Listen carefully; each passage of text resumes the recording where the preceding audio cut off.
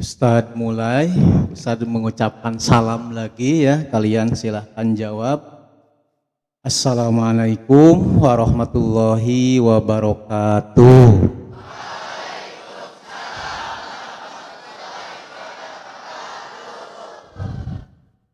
Alhamdulillahilladzi an'ama alaina binikmatil iman wal islam. Asyhadu an la ilaha illallah wahdahu la syarikalah wa asyhadu anna Muhammadan abduhu wa rasuluh amma ba'd. Apa kabar semuanya hari ini? Alhamdulillah ya. Ya, coba kalau begini jawabannya alhamdulillah saya bahagia. Bisa? Agar kalian semuanya senantiasa diberikan kebahagiaan. Ya. Apa kabar semuanya hari ini? Alhamdulillah saya bahagia. Sekali lagi, apa kabar semuanya hari ini? Alhamdulillah saya bahagia. Sedang bahagia enggak nih? Ya, alhamdulillah ya.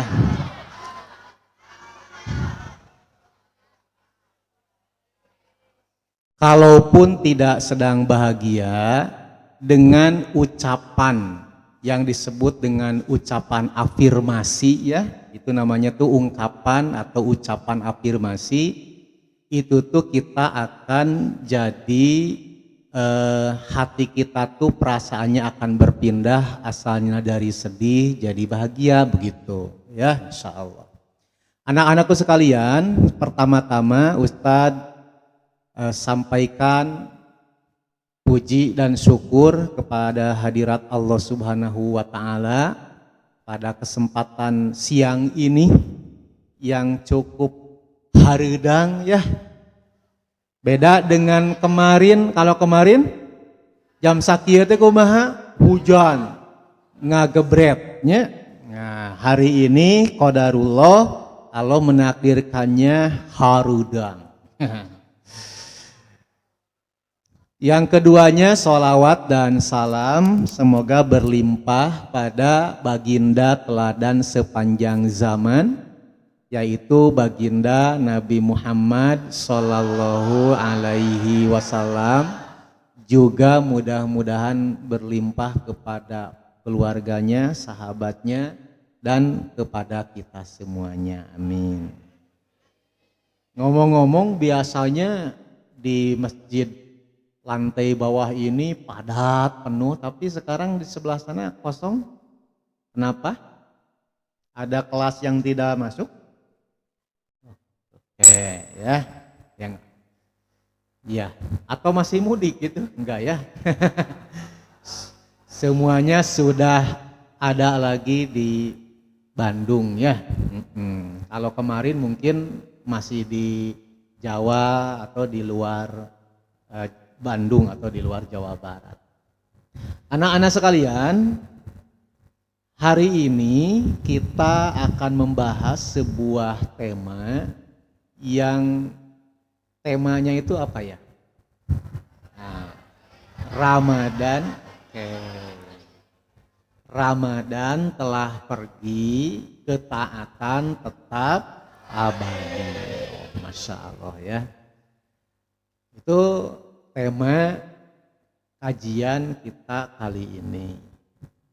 Kalau kita hitung sejak tanggal 1 Syawal yaitu hari Rabu sampai sekarang ketemu Rabu lagi, kita tuh sudah sudah meninggalkan 15 hari bulan Ramadan ya. Sudah meninggalkan 15 hari.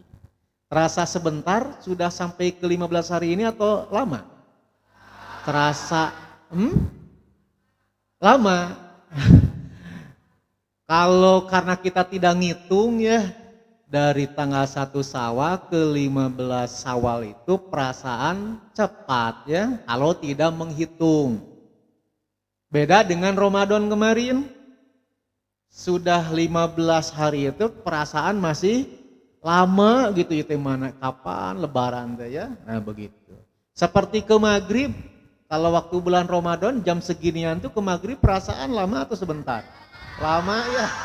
Tapi kalau sekarang karena tidak ditunggu ya kumaha brehna we gitunya. Nah, anak-anakku sekalian, nih sudah 15 hari kita meninggalkan bulan Ramadan. Tapi nah tuh Ustadz udah setengah bulan kita tuh meninggalkan bulan Ramadan masih ngebahas masalah ini. Ustadz tidak sedang membahas masalah Ramadannya, tapi ingin berbagi kepada kalian itu masalah ketaatannya. Jangan sampai ketaatannya itu berhenti gara-gara Ramadannya juga sudah pergi, jangan. Karena apa? Karena ketika bulan Ramadan kita tuh beribadah kepada siapa? Kalau di luar bulan Ramadan kita beribadah kepada siapa? Allah. Dan Allah memerintahkan kita berbuat ketaatan tuh sampai kapan? Sampai wafat, sampai mati. Wa'bud robbaka hatta ya'tiyakal yakin. Itu Al-Quran surat Al-Hijr ayat ke-99. Ikuti Ustaz. A'udzu billahi minasyaitonir rajim. Wa'bud robbaka hatta ya'tiyakal yakin. Wa'bud robbaka hatta ya'tiyakal yakin. Sembahlah Allah, sembahlah Tuhanmu sampai datang kepadamu kematian. Itu Ustadz membacakan Al-Quran surat apa tadi? Al-Hijr ayat ke-99. Jadi anak-anakku sekalian, Ramadan boleh pergi, tapi ketaatan kepada Allah harus tetap dilaksanakan di bulan apapun, di bulan manapun. Sampai-sampai Allah mewafatkan kita, baru kita tuh berhenti menunaikan ibadah di dunia ini. Karena apa? Sudah selesai urusannya dengan dunia. Ya, tinggal nanti kita masuk ke alam akhirat. Di alam akhirat itu adalah alam perhitungan, bukan alam beramal. Sedangkan dunia ini adalah alam beramal, tempat beramal, bukan tempat perhitungan. Sekali lagi, alam akhirat itu merupakan tempat perhitungan atau tempat pembalasan, bukan tempat beramal. Kan ada orang yang ketika masuk ke alam akhirat, dia ingin beramal. Ya Allah, saya mau kembali ke dunia untuk beramal soleh. Gara-gara di dunianya dia enggak soleh. Jadi dia itu berhayal ingin dikembalikan oleh Allah ke dunia dan akan mengganti amal buruknya itu dengan amal soleh. Dikabulkan enggak tuh keinginannya? Enggak, karena sudah lewat, sudah wafat, sudah masuk ke alam ini, alam akhirat, alam mahsyar, padang mahsyar, enggak bisa. Jadi mumpung kalian itu masih diberikan hidup, diberikan sisa usia, maka gunakanlah alam ini, dunia ini sebagai tempat beramal. Jangan sampai menyesal. Paham tum? Nah, ya. Ustadz, sekarang usia Ustadz itu sudah 48 tahun. Kalau Ustadz ini misalnya sudah ditakdirkan oleh Allah itu usianya, wafatnya itu di usia 60 tahun, berarti tinggal berapa tahun lagi? 12 tahun lagi ya, sisa kan? Sisa. Kalian juga sama, karena Ustadz juga ya pernah mengalami masa-masa seusia kalian. Usia SD, usia SMP, usia SMA. Contoh, yang SMP usianya itu sekitaran 12, 13, 14 ya, 15 tahun. Terus oleh Allah tuh ditakdirkan wafat di usia 60 tahun. Berarti tinggal kalau usianya 15 tahun tuh tinggal berapa tahun lagi? 45 tahun lagi. Itu sisa juga. Ya, yang SMA usianya berarti sekitar 17, 18 ya. 18 tahun. Berarti sisanya tinggal berapa tahun? 42 tahun. Begitu. Itu semuanya sisa. Dan sekarang Ustadz masih lama atuh 42 tahun mah. Masih lama atuh Ustadz. Lumayan eta mah 45 tahun lagi lama. Ya, tapi nanti akan terlewati juga. Nanti kita ketemu tahun 2030, ketemu tahun 2035, ketemu tahun 2040. Usia kalian sekarang tuh kalian masih anak-anak, nanti mah sudah punya anak. Betul nggak? Kayak Ustadz itu pernah ngalami, Ustadz tuh SMP.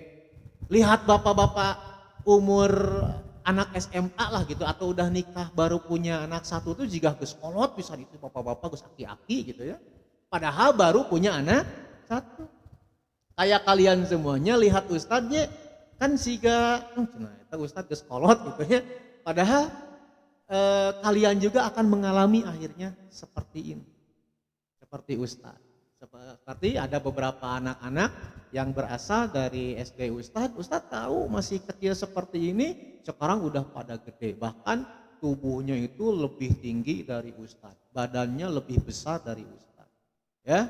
Nah, dan itu tuh nanti sekarang anak-anak kalian tuh nanti bakal punya anak. Bakal punya cucu. Ustadz aja sekarang sudah punya anak yang kuliah di semester 4. Iya. Nah itu akhirnya apa? Kita tuh harus kembali ke haribaan Allah Subhanahu wa Ta'ala. Nah ada 5 semoga yang kita panjatkan kepada Allah. Ya, tulis ya silahkan. Ada 5 semoga yang kita sampaikan kepada Allah seusai Ramadan ini. Apa saja? Yang pertama, ya Allah, semoga melalui wasilah Ramadan 1445 Hijriah kemarin, kami diberikan predikat atau gelar orang yang bertakwa. Aminkan. Amin. Sekali lagi ya. Semoga atau doa yang pertama itu adalah ya Allah, semoga melalui wasilah Ramadan 1445 Hijriah itu Engkau mengaruniakan kepada kami gelar atau predikat orang yang bertakwa. Amin. Nah, orang yang bertakwa itu dalam Al-Qur'annya atau dalam bahasa Arabnya disebut al-muttaqun ya, atau al-muttaqin. Al-muttaqun atau al-muttaqin. Orang-orang yang bertakwa. Mau nggak jadi orang-orang yang bertakwa? Kenapa mau? Memangnya untungnya apa jadi orang-orang yang bertakwa? Masuk surga, benar. Tahu dari mana orang yang bertakwa masuk surga? Ada tuh. Banyak. Contohnya dalam Al-Quran surat Ali Imran ayat ke-133. Catat ya, takut lupa. Wasari'u ila magfiratim mirabbikum wa jannatin arduhas samawatu wal ardu uiddat lil muttaqin. Tuh. Kan tadi kalian pengen enggak jadi orang yang bertakwa? Pengen. Kenapa pengen? Bisa masuk surga. Mana dalilnya? Salah satunya surat Ali Imran ayat ke-133. Wasari'u, dan bersegeralah kalian semuanya ila magfiratim mirrobikum, pada ampunan Rob kalian, wa jannatin, dan kepada surga. Tuh bersegera masuk surga loh kalian itu, kepada jannah Allah Subhanahu wa taala, arduhas samawati wal ard, nu legana teh nyaeta seluas langit dan bumi. Uidat lil muttaqin, disediakan, disiapkan untuk orang-orang yang bertakwa. Nah, janten kalau kalian pengen masuk surga, tiketnya itu adalah gelar takwa, kalian harus punya. Kalau nggak bertakwa nggak bisa. Nanti takwa itu ada 4 ciri. Takwa itu ada 4 ciri. Yang pertama cirinya adalah takut oleh Allah. Mau nyolong, takut oleh Allah, itu orang yang bertakwa. Mau lihat perempuan yang bukan mahram, itu takut oleh Allah, jadi akhirnya ditahan, gak mau. Mau berbuat maksiat, itu takut oleh Allah. Nah, ciri orang yang bertakwa itu nanti ketika sendiri, kalau sedang banyakan kan malu ya oleh orang lain, tapi kalau sedang sendiri dia apakah bermaksiat atau tidak, itu kalau orang yang bertakwa mah mau sendiri mau banyakan tetap tidak akan berbuat maksiat. Gitu ya. Yang keduanya ciri orang yang bertakwa itu adalah tadinya takut oleh Allah. Yang keduanya itu adalah beribadah sesuai dengan contoh Rasulullah.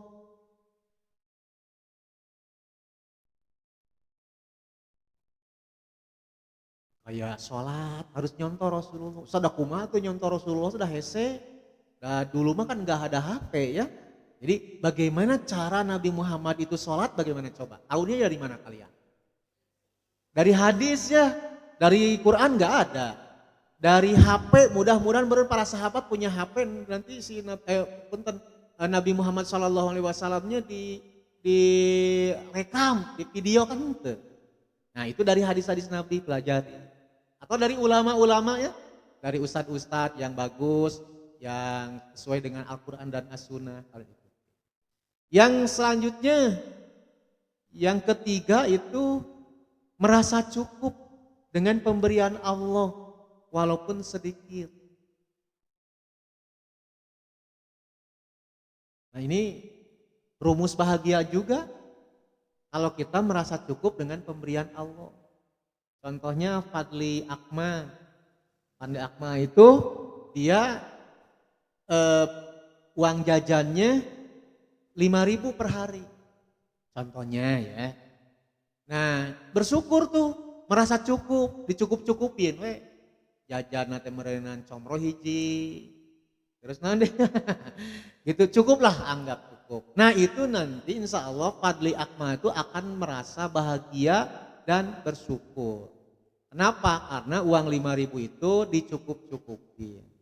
Tapi ada anak, contohnya itu si A, saya nggak mau nyebut nama ya, tapi si gimana. Nah dia oleh ayahnya itu, oleh ibunya itu dikasih uang sakunya itu 50.000. Kalau tadi Fadli Akma 5.000, ini mah 50.000. Tapi nggak mau 50.000, pengen 100.000 per hari. Sok, dia termasuk orang yang bahagia enggak kira-kira? Enggak, kenapa? Karena dia punya keinginan lebih dari 50.000. Ustadz ingat, Ustadz punya murid di sebuah sekolah, tapi bukan di SDT Veteran dulu. Murid Ustadz itu, dia udah baru juga anak SD sudah bisa naik mobil. Mobilnya juga bukan mobil carry gitu, bukan, bagus karena ayahnya orang yang kaya raya. Nah walaupun dia sudah bisa naik mobil, padahal sebetulnya jangan naik mobil kalau belum 17 tahun. Maksudnya naik mobil jadi nyupir gitu. Naik mobil dibonceng mah boleh gitu ya. Ini mah nyupir jangan. Nah ini mah udah anak SD itu udah bisa nyupir. Bahkan dia itu pernah ke sebuah tempat sampai hampir mau nubruk-nubruk yang lain karena masih SD. Tapi badannya agak gede gitu, jadi bisa nincak gas, bisa rem. Terus dia pengen lagi motor yang bagus. Tapi oleh ayahnya nggak diberi karena kan masih kecil. Marah dia, marah banget sampai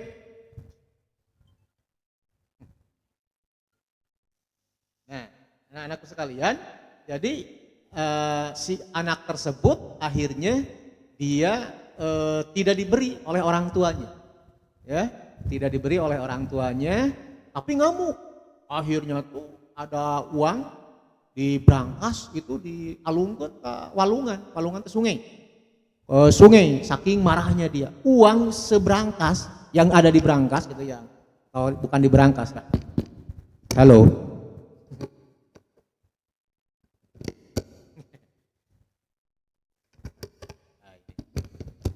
Tes.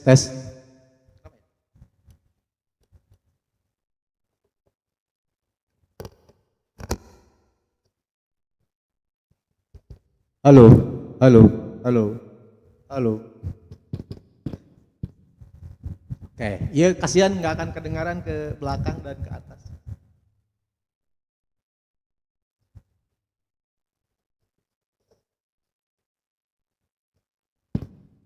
Nah, ya, alhamdulillah sudah dikasih hidayah nih mic-nya. Nah, dilanjutkan ya, itu sampai seperti itu. Padahal anak orang kaya, tapi karena tidak bersyukur, akhirnya dia tidak merasa bahagia. Ada ya orang kaya raya banget, tapi tetap masih korupsi 271 triliun. Kenapa tertawa? Ada kan yang kayak gitu? Itu uang kalau disimpan di sini, wah, apalagi kalau dipeserkan karena bajigur, tah. Eta bisa dibeli jeung si emangna, bisa dibeli jeung dan sebagainya. Nah itu merasa tidak bersyukur padahal dia itu orang kaya raya. Tapi ada rumahnya biasa, ya, motor yang biasa, bahkan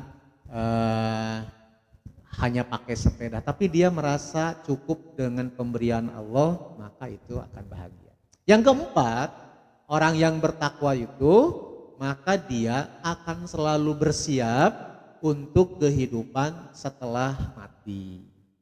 Jadi karena kita tuh akan mati, maka bersiap. Nah persiapnya itu adalah dengan beramal soleh tadi, ya. Jadi yang pertama apa? Ciri orang yang bertakwa tuh takut oleh Allah. Takut tuh ada 3 juga loh anak-anak sekalian. Ada takut oleh Allah, hukumnya apa takut oleh Allah? Wajib, sunnah, makruh. Wajib dong, takut oleh Allah mah wajib. Ada takut yang sifatnya boleh. Takut oleh, contohnya ya, binatang buas. Oleh singa, oleh buaya, oleh apa lagi? Oleh ular, gitu ya. Misalnya ini Ahsan ini dia melihat ada ular, lari. Cek merasa teh kamu kunaon lari? Takut sama siapa? Itu takut sama ular, cek Ahsan teh. Cek merasa teh kamu mah gak boleh takut oleh ular, takut mah harus oleh Allah. Bener gak omongan merasa? Enggak. Nah kalau begitu merasa ngomongnya gak boleh, takut mah harus oleh Allah. Kamu mau gak dekat sama ular? Gak mau kan? Jadi kita takut oleh buaya, takut oleh singa, takut oleh ular itu sifatnya boleh. Harus lari. Ya kita tuh bukan pawangnya, bukan ahlinya. Tapi takut oleh ular, oleh buaya, oleh singa itu, oleh harimau itu jangan melebihi takutnya oleh Allah. Contohnya tadi Ahsa dipaksa oleh penjahat, oleh orang kafir gitu. Ayo kamu harus keluar dari Islam. Kalau enggak keluar dari Islam, aku akan masukkan kamu ke dalam kandang singa. Nah, Ahsan kalau takutnya oleh singa pasti dia jadi murtad.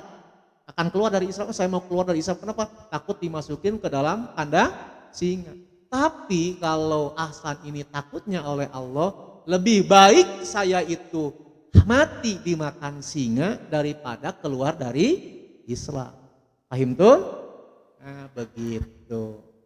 Seperti siapa? Bilal bin Rabah ya, itu dipaksa harus murtad, lalu tubuhnya itu ditindih oleh batu yang besar di padang pasir yang sangat panas. Keluar gak dari Islam? Enggak. Malah dia tuh nyebutin ahad, ahad, Allah yang Maha Esa, Allah yang Maha Tunggal, Allah yang ya. Jadi kita berdoa kepada Allah yang pertama, semoga Allah memberikan takwa kepada kita melalui wasilah puasa kemarin. Amin. Yang kedua, tadi lupa yang takut tadi. Yang ketiganya ada takut yang sifatnya haram. Kan kita ngebahas takut tadi ya, takut yang wajib, takut kepada Allah. Takut yang kedua, takut yang boleh, takut oleh sesuatu yang memang layak ditakuti. Yang ketiganya adalah takut yang haram, takut oleh sesuatu yang tidak ada. Takut ku jurig. Sia jurig. Komo ayeuna namanya di bioskop suka film-film jurig. Nonton kalian tuh udah penakut, nonton lagi. Akhirnya bagaimana? Udah besar begini, pas mau tidur pengen dibersamai, didampingi oleh ayahnya, oleh ibunya. Malah pengen pantatnya masih pengen ditepuk-tepuk. Alah, ya Allah. Saha eta nu kitu eta?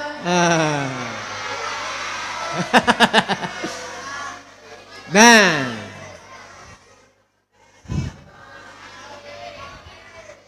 sudah. Ada anak Sais ya, dia lari karena takut kujurig. Akhirnya tuh dia masuk ke dalam sumur, maut di sumur. Contohnya naudzubillah min dzalik. Itu gara-gara kelakuan juri, gara-gara kelakuan sendiri. Gara-gara kelakuan sendiri karena dia lari. Akhirnya masuk ke dalam sumur, nggak sengaja gitu ya. Kalau dia tidak lari, da jurig mah teu ayanya, insya Allah pulang ke rumah itu dalam keadaan selamat. Ya, nah Ustadz usia udah 48 tahun aslinya belum bertemu dengan juri. Asli belum pernah ketemu dengan juri. Karena juri itu bujur ngagibrik, ya. Nggak ada asli. Dan aneh ya, juri di berbagai negara beda-beda. Di Indonesia aya pocong, aya kuntilanak, aya nyi blorong, aya nyi loro kidul, nyi roro kaler, nyi roro kidul. Tapi kalau ke Amerika atau ke Eropa itu tidak dikenal pocong. Yang ada adalah Dracula. Kalau di Eropa mah Dracula, anu ieu ninganan. Gitu. Rapih banget Dracula namanya. Ini pakai apa namanya, giginya itu dua begini, terus pakai jas biasanya tuh. Dracula namanya tuh di Eropa. Nah baru di Cina, di Tiongkok ada vampir. Jadi aneh kok beda-beda gitu. Negara. Sok ayeuna kieu berhitung dengan matematikanya. Lamun ari vampir tuh nanti kalau ngegigit orang jadi vampir lagi ya orangnya tuh ya. Nah, kan harusnya kalau aya eta vampir tuh sekarang tuh manusia tuh banyak yang jadi vampir tuh. Kenapa? Karena digigit kan? Tapi coba lihat oleh kalian berapa orang yang jadi vampir, nggak ada. Itu mah hanya film saja. Gitu. Termasuk juga pocong. Ustaz seumur-umur nggak pernah. Kalaupun nanti kalian di televisi, di gadget ya, di YouTube lihat ada pocong dan sebagainya, itu lebih kepada prank gitu ya, atau nyingsieunan. Nah itu seperti itu. Nah yang kedua sekarang ya, ya Allah, tadi mah ya Allah semoga kita bertakwa. Yang kedua adalah ya Allah semoga melalui wasilah Ramadan kemarin kami yang hadir di sini, dosa-dosa kami diampuni oleh-Mu ya Allah. Amin. Amin ya rabbal alamin. Siapa di sini yang belum punya dosa, Cung? Siapa? Ada? Yang tidak punya dosa, Cung? Siapa? Yang tidak punya kesalahan, Cung? Siapa? Kenapa nggak ada yang ngacu? Coba. Najwan, kamu punya salah nggak dalam kehidupan ini? Punya ya? Punya. Merasa punya salah? Punya. Fikri? Banyak. Oh, udah dihitung gitu? Saking banyaknya ya jadi nggak kehitung. Kalian itu jujur ya, memang nggak ada manusia satupun di alam dunia ini yang tidak pernah melakukan kesalahan. Ustadz, Nabi Adam pernah salah nggak? Pernah salah nggak Kak Nabi Adam? Pernah. Apa kesalahan Nabi Adam? Oh, Nabi Adam itu mendekati buah wedi. Akhirnya tuh dia terusir dari surga, harus menempati tempat tinggal di dunia. Nabi Musa pernah salah nggak? Apa coba kesalahan Nabi Musa? Oh, pernah membunuh orang Yahudi, ya. Orang Yahudi. Terus Nabi Musa juga, itu sekali pukul, kan kalau di dunia ini dulu pernah ada jagoan tinju namanya Mike Tyson. Itu disebutnya juga si leher beton. Dulu itu kalau ada tinju itu udah kan siang-siang ya di sana di Amerikanya malam, di kitanya siang. Itu biasanya Pak Guru, Bu Guru juga nonton gitu ya. Akhirnya tuh kulir lah, jadi enggak jam koskeun, jadi nonton barengan. Dulu mah begitu, karena kalau sekarang mah tinju-tinju main-main atau belajar-belajar ya. Tapi kalau dulu mah saking jarangnya nonton gitu. Nah itu ada si leher beton, itu kalau mukul itu langsung terjatuh, tapi tidak sampai pingsan. Ada yang pingsan ya, tapi enggak ada yang mati gara-gara dipukul. Tapi oleh Nabi Musa alaihissalam, sekali pukul langsung meto itu, langsung meninggal dunia. Ya, itu kesalahan Nabi Musa. Yang kedua, Nabi Musa itu pernah ditanya oleh sahabatnya, siapa orang yang paling pintar di dunia ini? Dia ngejawab, gak ada lagi yang paling pintar mah, gue. Saya yang paling pintar mah gitu ya. Nah, itu ditegur oleh Allah, enggak, bukan kamu. Ada nabi lain yang lebih pintar dari kamu, yaitu Nabi Khidir. Silahkan kamu belajar kepada Nabi Khidir. Jadi Nabi Musa dengan Nabi Khidir itu satu masa, satu zaman. Dengan Nabi Harun ya. Nabi Musa, Nabi Harun, Nabi Khidir itu satu masa. Gitu. Ya. Terus Nabi Muhammad pernah melakukan kesalahan? Apa coba kesalahannya? Pernah datang seorang buta kepada Nabi. Nabi sedang berdakwah seperti ini. Akhirnya Nabi Muhammad, kok kenapa tuh kamu teh datang teh meni ayeuna, saya lagi berdakwah we. Dia tuh si orang yang buta tadi, tunanetra itu mau bertanya tentang Islam. Ya. Tapi oleh Nabi Muhammad tidak dipedulikan karena Nabi Muhammad sedang berdakwah. Maka turunlah teguran kepada Nabi Muhammad surat Abasa wa tawalla anja'ahul a'ma dan sebagainya. Ya gitu. Dan apalagi kita bukan nabi, bukan rasul, bukan malaikat, kita itu punya banyak kesalahan.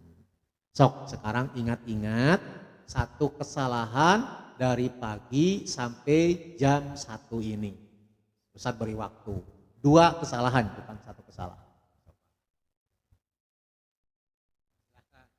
Ingat-ingat 2 kesalahan kalian dari sejak pagi tadi bangun tidur sampai hari ini jam 1. Jam 13. Coba.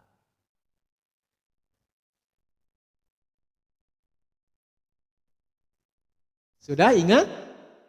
Oke. Boleh Ustadz tanya kesalahannya?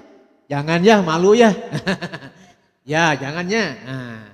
Tapi pasti kalian itu kalau peka itu punya bahkan bukan 2 kesalahan, bisa lebih. Ustaz, kenapa manusia tuh bisa punya salah? Ya kan tadi bukan malaikat. Nah, kita tuh juga anak Adam. Nabi Adam juga pernah salah, kita anak keturunan Adam juga punya salah. Kullu bani Adama khotta'un wa khairul khotta'in at-tawwabun. Ikuti Ustaz. Kullu bani Adama khotta'un. Setiap anak keturunan Adam melakukan kesalahan. Wa khairul khotta'in, dan sebaik-baiknya yang melakukan kesalahan at-tawwabun, yang bertaubat kepada Allah. Nah, pertanyaan Ustadz, kalau orang yang bertakwa, kan kita tuh asalnya beriman, terus melakukan ibadah saum, terus jadi orang takwa. Itu orang bertakwa melakukan kesalahan juga enggak? Masih melakukan kesalahan. Kenapa? Karena orang bertakwa juga masih manusia. Tapi kesalahan orang yang bertakwa itu tidak akan melakukan kesalahan yang besar. Contohnya kesalahan yang besar apa? Dosa besar. Membunuh, syirik. Ya, nukarar itu lahnya. Nah itu tidak akan dilakukan oleh orang yang bertakwa. Masa ada orang yang bertakwa ngebunuh? Masa ada orang yang bertakwa musyrik, menyembah patung? Gak mungkin kan? Nah, kesalahan orang yang bertakwa itu kesalahan kecil. Dan kesalahan tidak disengaja. Kadang-kadang kan Ustadz juga ngomong, kadang ada salahnya. Makin banyak ngomong, mungkin saja akan banyak salah. Jarang ngomong, jarang salah omongannya itu. Makanya kalau kalian nanti bisa jadi Ustadz juga, jadi penceramah seperti Ustadz, itu harus bisa menjaga ucapan ini jangan sampai keliru-keliru. Ya. Nah, setiap kita itu anak Adam maka akan punya kesalahan. Makanya orang yang bertakwa itu bukan yang tidak pernah berbuat salah, tapi segera bertaubat ketika melakukan kesalahan. Nah, selain dalil tadi, surat Ali Imran 135. Kan tadi dijanjikan, uiddat lil muttaqin. Surga itu bagi orang-orang yang bertakwa, yang luasnya seluas langit dan bumi. Wah, luar biasa. Ya, Fadli itu punya surga, tempat tinggal untuk Fadli sendiri, itu seluas langit dan bumi. Keren gak? Keren. Fadli mau punya rumah sekarang pas keluar dari teras sudah orang lain, sudah milik orang lain ya. Jalan orang lain, gang orang lain, rumah orang lain, kebun orang lain, kan gitu, sawah orang lain. Kalau nanti Fadli itu buat kamu sendiri itu seluas langit dan bumi. Kalau ada orang begini ngomongnya tuh, kumaha engke we di surga mah di akhirat mah, yang penting saya senang di dunia. Kacau enggak itu? Seleranya rendah enggak Kak? Rendah banget. Justru jangan begitu, dunia saja yang sementara dan sedikit yang diberikan oleh Allah tuh kita mau, apalagi akhirat.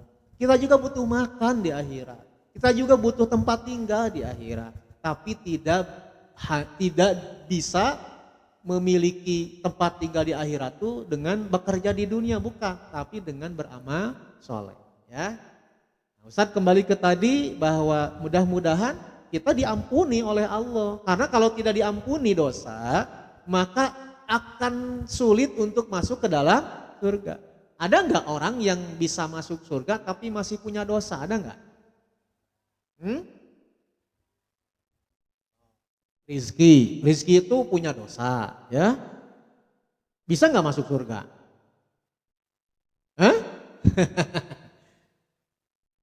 Bisa atau tidak bisa? Jawabannya begitu. Tidak bisa, harus dosa rizki itu hilang dulu, ya, baru masuk surga. Caranya bagaimana hilangnya? Satu, bertobat, ya. Yang keduanya dengan amal soleh. Misalnya saum, itu kan bisa menghilangkan dosa kalau kita saum. Kalau oleh tobat tidak terhapus semuanya, oleh amal soleh juga tidak terhapus semuanya, maka rizki itu dikenai musibah. Misalnya kena musibah apa? Bisul, misalnya rizki bisul dina bujur. Ya. Nah, rizki itu kan akhirnya tuh nggak bisa duduk ya. Aduh ini gimana nggak bisa duduk, kesiksa kan? Nah rizki itu bersabar. Ya Allah saya bersabar dengan penyakit bisulku ini ya Allah. Nah rizki karena sabar maka bisa menghapus dosa rizki dari penyakit itu. Gitu ya. Seperti Nabi Ayub punya penyakit yang menjijikan, dia sabar itu bisa menghilangkan dosa beliau. Tapi kalau rizki ini tersabar atau setelah rizki bersabar tapi tetap si dosanya itu belum terhapus banget. Dosanya itu misalnya 10 yang terhapus cuma 8 gitu. Nah nanti mau tidak mau rizki itu harus disiksa di mana? Di alam kubur tuh. Ya kalau enggak terhapus juga di alam kubur dibawa ke alam akhirat. Ada neraka. Di neraka dulu naudzubillah min dzalik ya. Setelah di neraka nanti bersih enggak? Bersih. Nah udah bersih baru masuk ke dalam surga. Maka ada nanti orang-orang yang masuk ke dalam surga langsung. Ada orang-orang yang nyangkut dulu di neraka baru bisa masuk ke dalam surga. Tapi sebelum masuk ke dalam surga kan wajahnya sudah hancur. Udah gepeng, udah hitam. Maka oleh malaikat itu disiram. Ada sebuah tempat namanya itu Nahrul Hayat, sungai kehidupan. Ngambil air di Nahrul Hayat itu lalu disiramkan ke tubuh orang yang tadi di neraka tadi, akhirnya tuh jadi ganteng, gantengnya berlipat-lipat, kalau perempuan cantik gitu ya, cantik sekali. Nah setelah itu baru bisa masuk ke dalam surga. Tapi tetap masih ada capnya, dicap jet. Ada ciri jahannamiyun, mantan penghuni neraka jahanam gitu. Ada capnya. Kalian kan pernah nggak ke mana teh? Ke sebuah tempat piknik dicap geninganannya atau ke kolam renang juga kadang suka dicap ya sekarang mana itu. Dicap dulu. Tapi kalau cap di kolam renang mah kan hilang, tapi ini mah cap nggak hilang-hilang. Sampai malu tuh orang yang masuk surga pernah ke neraka dulu. Ya Allah, saya tuh malu sama orang-orang ditanya terus. Aya teh kunaon maneh punya cap? Oh, kamu teh pernah masuk ke neraka jahanam ya. Malu, saya minta dihapus ya Allah. Dihapus nggak oleh Allah? Allah tuh maha baik, dihapus. Akhirnya dihapus, akhirnya tuh dia bisa masuk surga dan